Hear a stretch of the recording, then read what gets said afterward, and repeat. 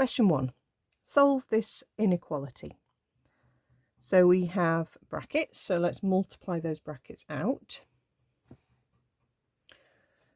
So that will give us an x squared and a minus x, a plus 6x and a minus 6. So that's less than 9 minus 2x minus x squared.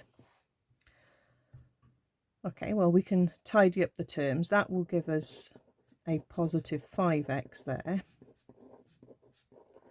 And then if we hop everything across onto the same side, because that's generally what you should probably be doing with quadratics. So bring that x squared across and it will make a 2x squared.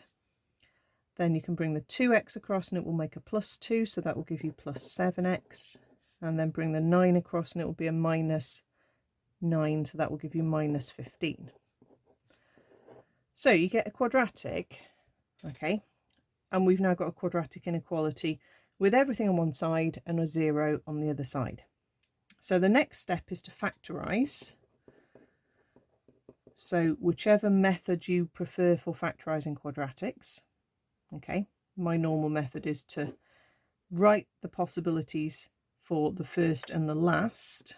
Now 15 could be 15 1 or 5 and 3.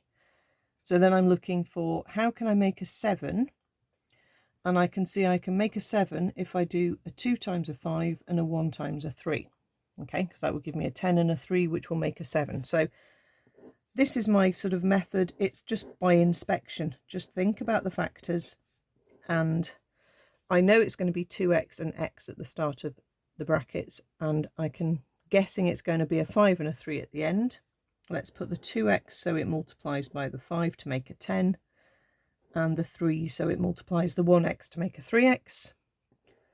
We need a plus 7x, so I need plus 10 and minus 3, which is what I've got with the signs there, and then just check that that gives you minus 15.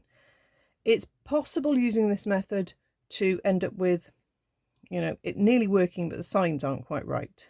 Then in that case, there's another way to do it.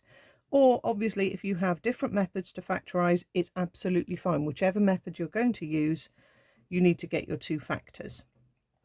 So at this point, you need to think about the key values, which are positive 3 over 2 and negative 5. Those are the values that would make the brackets equal to 0 if you were solving a normal quadratic with an equal sign. What we do with a quadratic inequality is we think about a positive quadratic, which is positive because we've got a positive 2 on our x squared. Our quadratic will go through 0 at negative 5 and 3 over 2. So just put a horizontal line and label that one and that one, those intersection points, with your key values.